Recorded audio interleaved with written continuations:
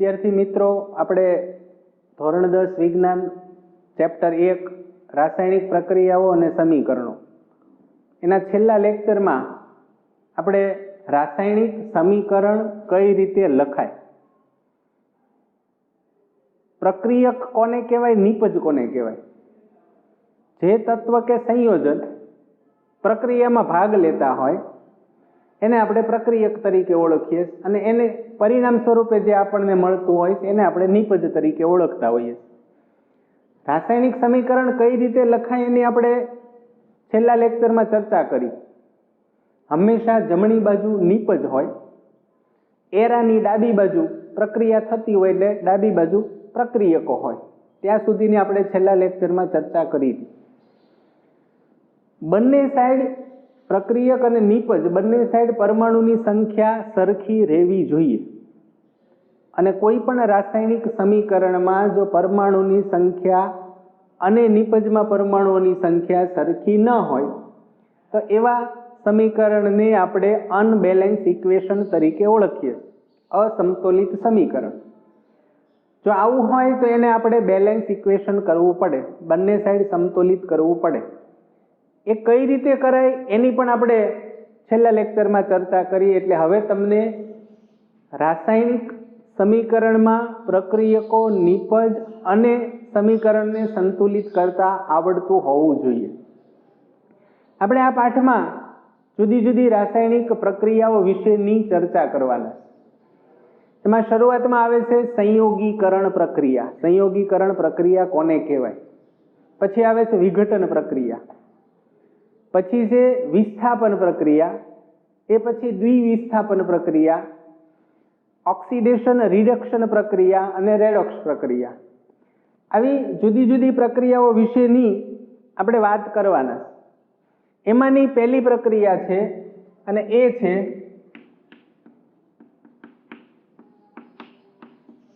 સંયોગીકરણ પ્રક્રિયા. સંયોગીકરણ પ્રક્રિયા એટલે શું? સંયોગીકરણ પ્રક્રિયા કોને કહેવાય? કોઈ પણ રાસાયણિક પ્રક્રિયા થતી હોય ત્યારે એક કે એક કરતા વધારે તત્વ કે સંયોજનો ભેગા થાય. પ્રક્રિયા દરમિયાન બે અથવા તો બે કરતા વધારે સંયોજનોનું મિશ્રણ થાય, ભેગા થાય અને એની વચ્ચે પ્રક્રિયા થઈ અને નિપજ તરીકે કોઈ એક જ ઘટક ઉત્પન્ન થતો હોય. અહીંયા બે કે બે કરતા વધારે તત્વ કે સંયોજનનું જોડાણ થઈ અને પરિણામ એક જ ઘટક મળે છે આપણને. તો આ પ્રકારની પ્રક્રિયા એને આપણે સંયોગીકરણ પ્રક્રિયા તરીકે ઓળખતા હોઈએ.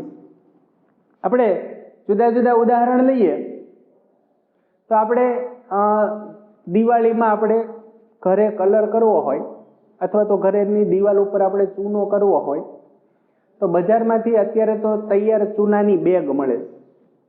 એ ચૂનાની બેગ આપણે લઈ આવીએ. જે આપણે ચૂનો દુકાનેથી ખરીદીને લાવીએ છીએ એનું નામ છે કેલ્શિયમ ઓક્સાઇડ.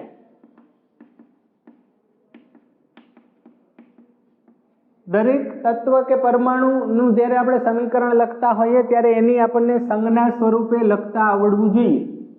કેલ્શિયમ એટલે Ca, ઓક્સિજન પાછળ આઈડ લાગે, આપણે નામકરણ નવમાં આવી ગયું એટલે કેલ્શિયમ ઓક્સાઇડનું એની સંજ્ઞા આપણે CaO તરીકે રજૂ કરીએ. આપણે બધાનો અનુભવ છે કે આપણે એ ચૂનો દિવાલ ઉપર કરવાનો હોય એ પહેલા આપણે શું કરીએ છીએ, એને એક પાત્રમાં પલાળીએ.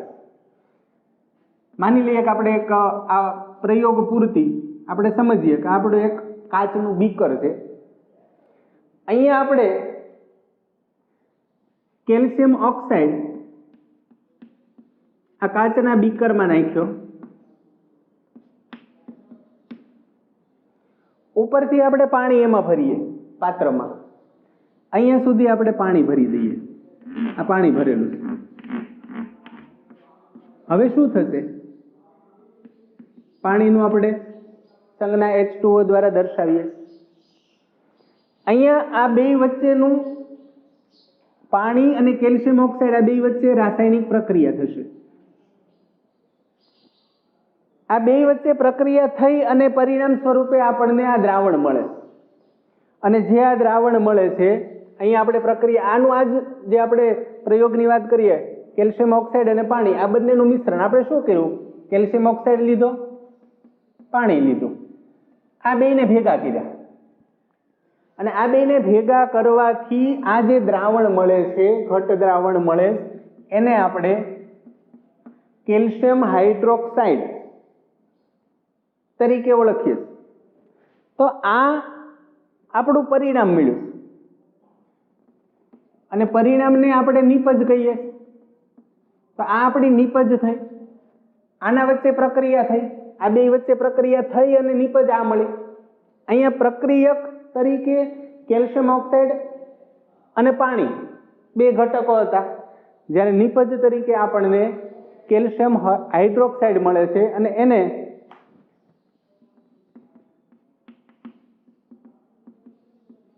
આનું નામ છે કેલ્શિયમ હાઇડ્રોક્સાઇડ. હવે તમે જુઓ, બે ઘટકોનું નિપજ તરીકે એક ઘટકમાં રૂપાંતર થયું. એટલે જ્યારે બે અથવા તો બે કે વધારે ઘટકો ભેગા થઈ નિપજ તરીકે એક ઘટક આપણને મળતો હોય તો આ પ્રકારની પ્રક્રિયાને આપણે સંયોગીકરણ પ્રક્રિયા તરીકે ઓળખીએ. આ પ્રક્રિયામાં થોડીક આપણે આગળ વાત કરીએ.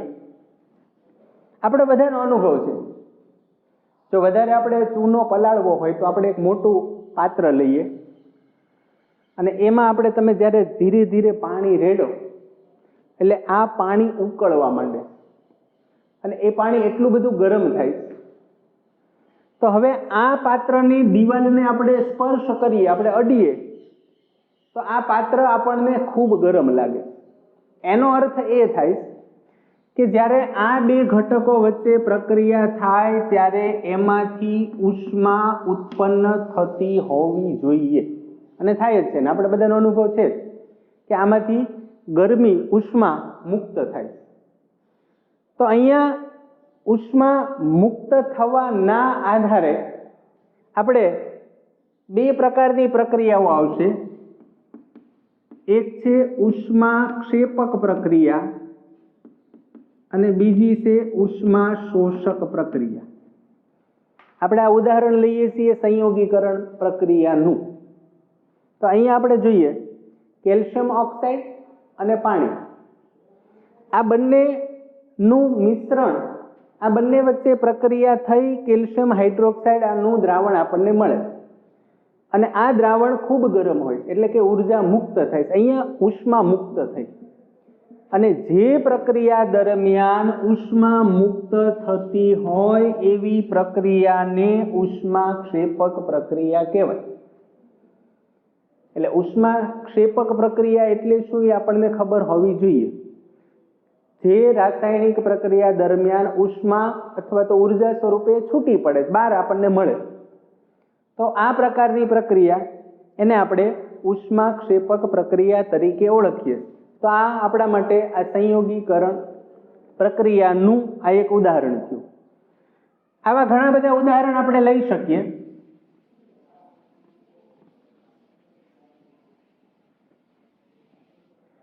કાર્બન અને ઓક્સિજન,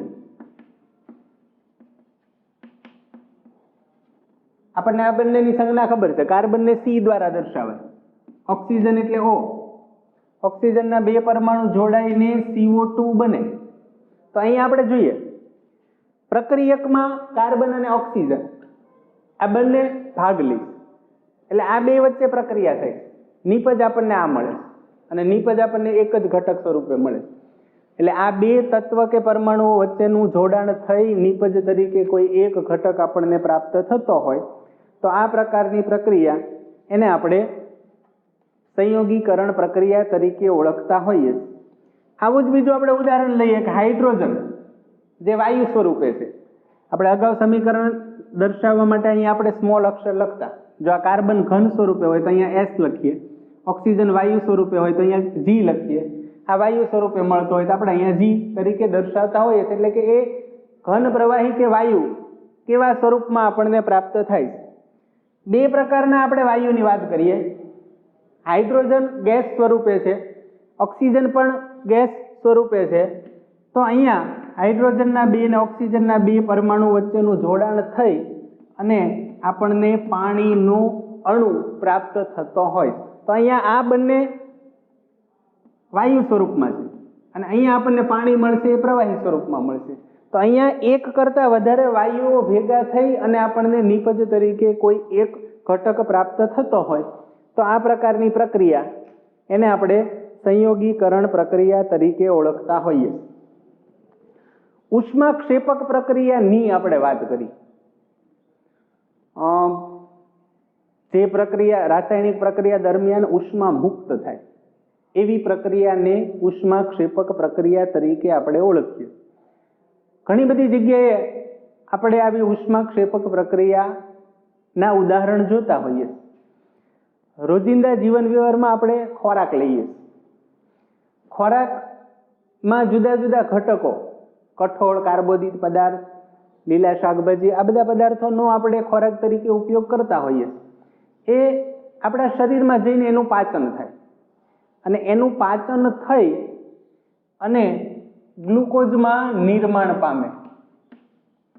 ગ્લુકોઝનું અણુસૂત્ર છે C6H12O6. આપણે જે કંઈ ખોરાક લઈએ કાર્બોદિત પદાર્થો એનું પાચન થઈને ગ્લુકોઝ બને. પ્લસ ઉર્જા છૂટી પડે જે આપણે રોજિંદા જીવનમાં આપણે જે કાંઈ કાર્ય કરવા માટે જે કાંઈ શક્તિ વાપરીએ છીએ એ આ. તો ખોરાકનું પાચન થઈ અને ઉર્જા ઉત્પન્ન થવી એ પણ એક ઉષ્માક્ષેપક પ્રક્રિયા છે. અને આ આખી પ્રક્રિયા આપણા ખોરાકનું પાચન થઈને ઉર્જા ઉત્પન્ન થવી એ આખી પ્રક્રિયાને આપણે શ્વસનની પ્રક્રિયા કહીએ. એટલે શ્વસનની પ્રક્રિયા એ પણ એક ઉષ્માક્ષેપક પ્રક્રિયાનું જ ઉદાહરણ છે. ગામડાઓમાં આપણે રહેતા હોઈએ તો મોટા ભાગના આપણને ખબર હશે કે વનસ્પતિ દ્રવ્ય જે કાંઈ કચરો, હવે તો આપણે સ્વચ્છતા અભિયાન પછી આ કચરાના નિકાલ માટેની વ્યવસ્થા થઈ, પણ હજુ પણ ગામડાઓમાં આ બધા જ કચરાને કોઈ એક જગ્યાએ ખાડામાં દાટી દેવામાં આવે સેન્દ્રિય ખાતર બનાવવા માટે, અને જેને આપણે ઉકરડા તરીકે ઓળખીએ. અને આપણો બધાનો અનુભવ છે કે ઉકરડામાંથી જ્યારે ખાતર બને અને ખાતર આપણે જમીનમાં નાખતા હોઈએ ત્યારે ખાતરને આપણે જમીનમાંથી બહાર કાઢીએ ત્યારે એમાંથી ધુમાડા નીકળતા હોય.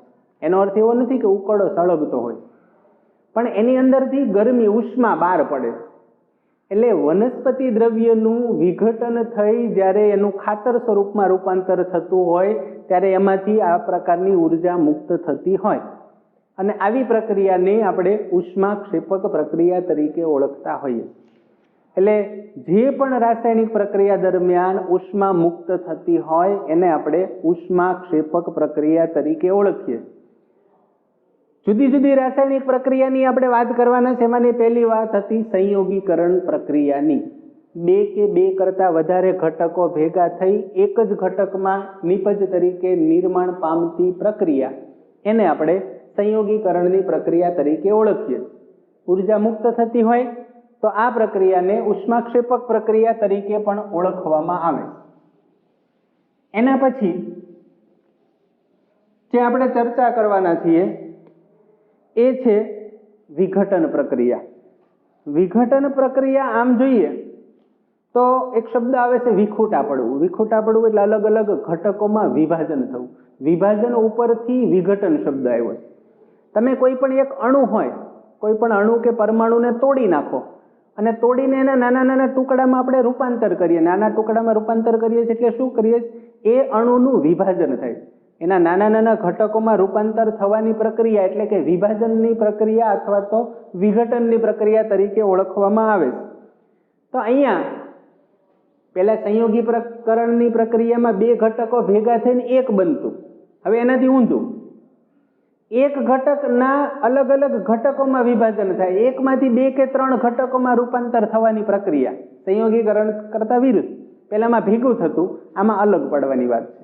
એટલે વિઘટન પ્રક્રિયા એટલે કોઈ પણ એક ઘટકમાંથી બે કે બે કરતાં વધારે ઘટકોમાં વિભાજન થવાની પ્રક્રિયાને આપણે વિઘટન પ્રક્રિયા તરીકે ઓળખીએ. હવે આ વિઘટનની પ્રક્રિયા માટે આપણે એક ઉદાહરણ લઈએ. આ એક કાચની ટેસ્ટ ટ્યુબ છે, કસનળી, અને એમાં આપણે ચૂનાનો પથ્થર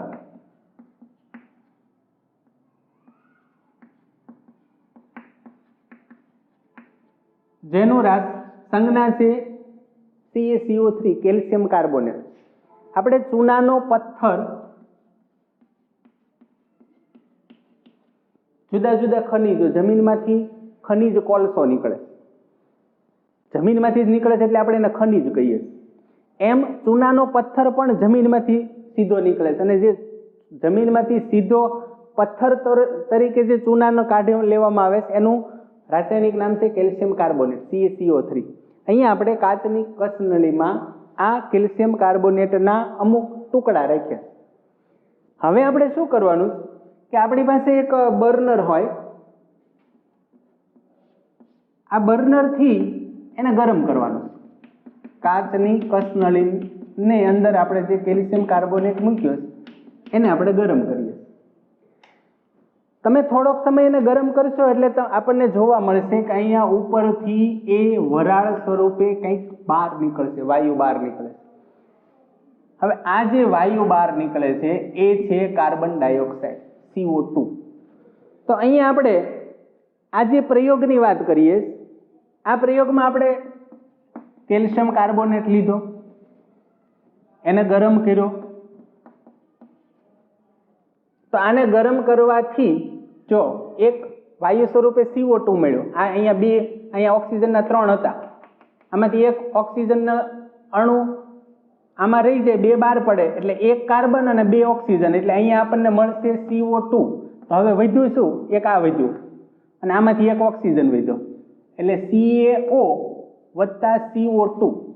તમે આને તોડી નાખો, આ એક ઘટક છે કેલ્શિયમ કાર્બોનેટનો, એને તમે ગરમ કરો. તમે ગરમ કરો એટલે એના 2 ટુકડા, 2 ઘટકોમાં વિભાજન થાય. આ 3 ઓક્સિજન હતા, એમાંથી એક ઓક્સિજન આની સાથે આવી ગયો એટલે CaO બન્યું, બાકીનું વધ્યું આ, અને આ CO2 એટલે જે આપણને વાયુ સ્વરૂપે આપણને ટેસ્ટ ટ્યુબમાંથી ઉપરથી બહાર મળે છે એ. હવે અહીંયા જે વધ્યું રહેશે, જે અવશેષ વધશે એ હશે કેલ્શિયમ ઓક્સાઇડ, જેને આપણે કળી ચૂનો તરીકે ઓળખીએ. તો અહીંયા ચૂનાના પથ્થરમાંથી આપણે કળી ચૂનો અને કાર્બન ડાયોક્સાઇડ 2 ઘટકોમાં એનું વિભાજન કર્યું. એટલે ચૂનાના પથ્થરને જ્યારે ગરમ કરવામાં આવે ત્યારે એ કેલ્શિયમ ઓક્સાઇડ અને કાર્બન ડાયોક્સાઇડના 2 ઘટકોમાં એનું વિભાજન થાય. તો આ પ્રકારનું વિભાજન થવાની પ્રક્રિયા એને આપણે વિઘટન પ્રક્રિયા તરીકે ઓળખીએ. આપણે આની પહેલાની સંયોગીકરણની પ્રક્રિયામાં શું કીધું હતું આપણને ખબર છે. જો આ કેલ્શિયમ ઓક્સાઇડ આપણે લીધો હતો અને આ કેલ્શિયમ ઓક્સાઇડને આપણે પાણીમાં નાખ્યો હતો. તો અહીંયા તમે જે ગરમ કરો, અહીંયા ગરમ કરીએ એટલે આપણે આને ચૂનાના પથ્થરને આપણે ગરમ કરીએ એટલે એને ઉર્જા આપીએ. હવે ઉર્જા આપણને આમાં કંઈ દેખાતી નથી, કાર્બન ડાયોક્સાઇડ વાયુ સ્વરૂપે બહાર નીકળી જાય, પણ ઉર્જા છે આની અંદર શોષાઈ જાય. અને અહીંયા જે ઉર્જા અંદર શોષાઈ જાય ચૂનાના પથ્થરને, એટલે કે કેલ્શિયમ કાર્બોનેટમાંથી કળી ચૂનો બનાવવા માટે અંદર ઉર્જા શોષાયેલી હોય. અને જો કોઈ પણ પ્રક્રિયા દરમિયાન ઉર્જા શોષાતી હોય તો એને ઉષ્મા શોષક પ્રક્રિયા તરીકે ઓળખાય. ઉર્જા અંદર સંગ્રહ પામે, ઉર્જા શોષાય, અને આ જ કળી ચૂનો આપણે પાણીમાં નાખીએ એટલે પાછી ઉર્જા મુક્ત થાય, ઉર્જા છૂટી પડે. એટલે ઉર્જા છૂટી પડતી હોય તો એને આપણે ઉર્જા ક્ષેપક પ્રક્રિયા તરીકે ઓળખીએ. પણ કોઈ પણ રાસાયણિક પ્રક્રિયા દરમિયાન ઉર્જાનું અંદર સંગ્રહ પામતું હોય તો એને આપણે ઉર્જાનો સંગ્રહ થાય છે એટલે આને આપણે ઉષ્મા શોષક પ્રક્રિયા તરીકે ઓળખીએ. વિઘટન પ્રક્રિયા સંયોગીકરણથી વિરુદ્ધ પ્રકારની પ્રક્રિયા. આપણે અહીંયા એક ઘટક તરીકે કેલ્શિયમ કાર્બોનેટ લીધો, કાંઈ કર્યું નથી, એને આપણે ગરમ કર્યો. ગરમ કરવાથી એ કેલ્શિયમ ઓક્સાઇડ અને કાર્બન ડાયોક્સાઇડ, કેલ્શિયમ ઓક્સાઇડ ઘન સ્વરૂપે છે એટલે આપણે અહીંયા સોલિડ લખી શકાય. કાર્બન ડાયોક્સાઇડ વાયુ સ્વરૂપે હોય એટલે અહીંયા G તરીકે આપણે દર્શાવી શકાય. એટલે એક ઘન પદાર્થનું આપણે એક ઘન અને વાયુ 2 ઘટકોમાં વિભાજન કરીએ તો આ પ્રકારની પ્રક્રિયા એને આપણે વિઘટન પ્રક્રિયા તરીકે ઓળખીએ. અહીંયા આપણે ઉષ્મા આપીને એક ઘટકનું અલગ ઘટકોમાં વિભાજન કર્યું. એટલે ઉષ્મા આપીને જો કોઈ તમે વિઘટન પ્રક્રિયા કરતા હો તો આવી પ્રક્રિયાને ઉષ્મીય વિઘટન તરીકે ઓળખાય. અહીંયા આપણે ચૂનાનો પથ્થર કેલ્શિયમ કાર્બોનેટનું વિઘટનની પ્રક્રિયા કરી. આપણે એક બીજો પ્રયોગ સમજીએ. આપણી પાસે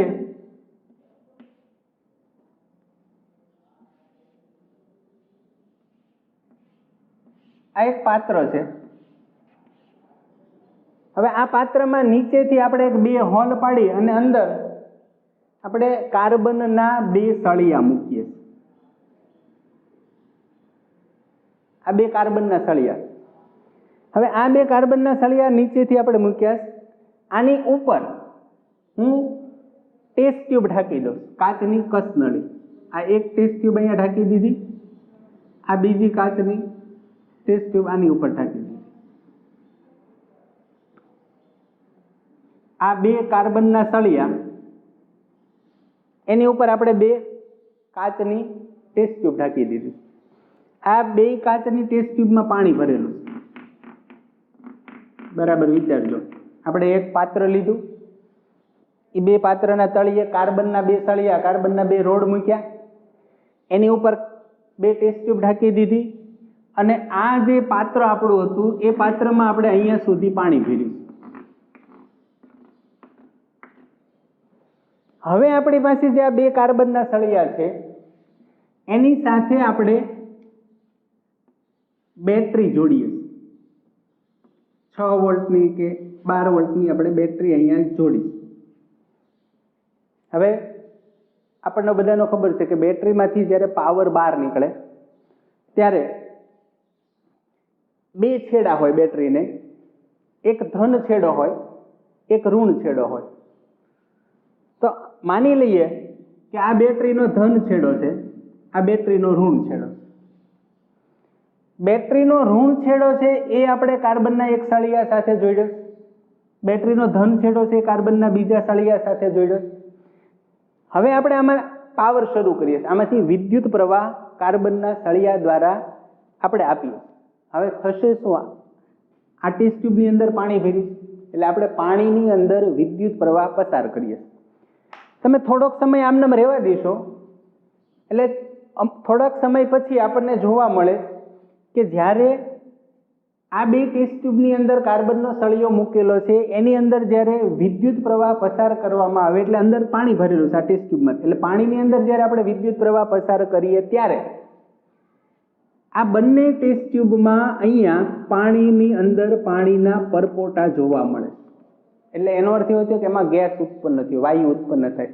અને એ થશે શું કે આમાંથી જેમ જેમ વાયુ ઉત્પન્ન થશે ને એ નીચેની તરફ ધક્કો મારશે. એટલે આ પાણી જેટલું ભરેલું એ પાણી બધું આ પાત્રમાં બહાર નીકળશે. એટલે આ આખી ટેસ્ટ ટ્યુબ છે એ આખી ટેસ્ટ ટ્યુબ વાયુની ભરાઈ જશે. એટલે આપણી પાસે જે આ 2 કસનળી હતી, ટેસ્ટ ટ્યુબ હતી, એ હવે પાણી હતું એની જગ્યાએ આપણે વાયુ સ્વરૂપે, હવા સ્વરૂપે આ 2 ટેસ્ટ ટ્યુબ ભરાઈ ગઈ. એનો અર્થ એ થયો કે હવે અત્યારે આ 2 ટેસ્ટ ટ્યુબ છે એ વાયુ સ્વરૂપે ભરાઈ ગઈ. તો અહીંયા 2 ટેસ્ટ ટ્યુબ આપણે બેટરી સાથે જોડી હતી. આપણે 4થો પાઠ વિદ્યુત વિભાજન વિદ્યુતનો આવે છે વિજ્ઞાનમાં, અને એ પાઠમાં આપણે વિદ્યુત પ્રવાહ વિશે વધારે ચર્ચા કરવાના છે. અને એમાં આપણે આ બેટરીના 2 ધ્રુવો, ઇલેક્ટ્રોનની ગતિ, વિદ્યુત સ્થિતિમાનનો તફાવત, એ બધા મુદ્દા આપણે એમાં ચર્ચા કરવાના છે. પણ અહીંયા આપણે જોઈએ કે જે બેટરીને આપણે આ 2 કાર્બનના સળિયા સાથે જોડીશ એમાં એકમાંથી ધન પ્રવાહ આવે, એક બીજી બેટરીનો ઋણ છેડો છે એને આપણે બીજા કાર્બન સાથે જોડ્યો. એટલે આની અંદર 2 ટેસ્ટ ટ્યુબ વાયુની ભરાઈ ગઈ, વાયુ ઉત્પન્ન થયો અને વાયુ આપણને અહીંયા જોવા મળે. પણ એ કયો વાયુ છે એ આપણે જાણવું હોય તો અહીંયા આ 2 ટેસ્ટ ટ્યુબને આપણે ધીરેથી પાણીની બહાર કાઢીને એની નીચે કાચનું પ્લેટ લગાડી દઈએ એટલે પાણી અંદર દાખલ ન થાય. એટલે આપણે ધીરેથી આખી ટેસ્ટ ટ્યુબ બહાર લઈ લેવાની છે અને તરત એની ઉપર બૂચ ઢાંકી દેવાનું. આપણી પાસે 2 ટેસ્ટ ટ્યુબ વાયુની ભરેલી. હવે એમની અંદર કયો વાયુ છે આપણને ખબર નથી, તો તો અહીંયા આપણે જોઈએ કે એક ટેસ્ટ ટ્યુબની આગળ તમે ઉપરનું ઢાંકણ સહેજ કાઢી નાખો ને પછી દિવાસળી સળગાવશો તો નાનો એવો બ્લાસ્ટ ધડાકો થાય, અવાજ આવે. એનો અર્થ એવો થયો કે આપણને ખબર હોવી જોઈએ કે હાઇડ્રોજન વાયુને જ્યારે સળગાવવામાં આવે ત્યારે એમાંથી બ્લાસ્ટ થાય, ધડાકો થાય.